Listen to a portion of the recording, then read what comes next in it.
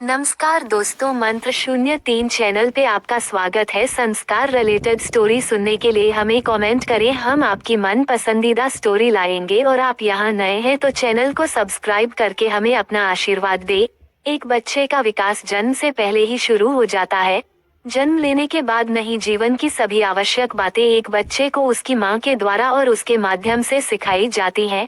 एक महिला की खुशियाँ और तकलीफें, भोजन और व्यायाम, विचार और भावनाएं, सब कुछ भ्रूण पर प्रभाव डालता है। इसलिए पहले के समय में परिवार के बुजुर्गों ने कहा था कि गर्भावस्था के दौरान एक माँ को खुद को आध्यात्मिक धार्मिक प्रथाओं के लिए समर्पित करना चाहिए। इसे पारंपरिक आयुर्वेदिक चिकित्सा में गर्भवती महिलाओं के लिए प्रसव पूर्व शिक्षा मार्गदर्शिका के रूप में स्थान मिलता है। गर्भ संस्कार का अभ्यास करने से बच्चा स्वस्थ और बुद्धिमान होगा।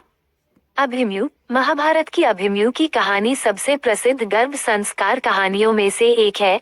अर्जुन के पुत्र अभिमन्यु की गर्भावस्था के दौरान उन्होंने अपनी पत्नी को बताया कि चक्रव्यूह, एक विशेष युद्ध संरचना को कैसे भेदना है। एक युवा व्यक्ति और कुरुक्षेत्र युद्ध में योद्धा के रूप में अभिमन्यु को अपने पिता की कहानी याद थी। उसके पिता ने उसकी मां को एक युक्ति बताई थी जिसे वह गर्भ में रहते हुए ही अपना सकती थी। प्रहलाद। पुराणों में प्रहलाद की कहानी बताई गई है। प्रहलाद का जन्म स्वर्ग में देवताओं पर कहर ढाने वाले राक्षसों के परिवार में हुआ था।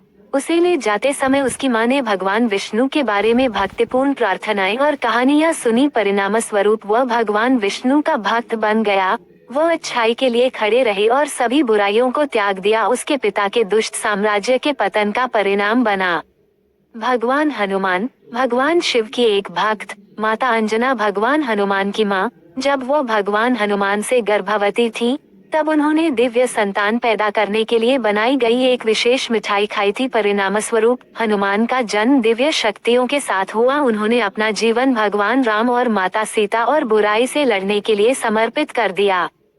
अष्टावक्र। अष्टावक्र की मां सुजाता की इच्छा थी कि उनका पुत्र इतिहास का सबसे विकसित ऋषि बने। एक पाठ के दौरान अजन्मे बच्चे ने बात की और पिता कहोड़ा को सही किया। जब वह अपनी मां के गर्भ में थे तभी से उन्होंने अपने पिता और दादा से कक्षाएं लेना शुरू कर दिया था। अष्टावक्र शारीरिक रूप से विकृत पैदा हुए थे, हालांकि अपने विद्वान पिता और दादा द्वारा सिखाई गई कक्षाओं में भाग लेने के परिणाम स्वरूप वह एक प्रतिभाशाली व्यक्ति थे।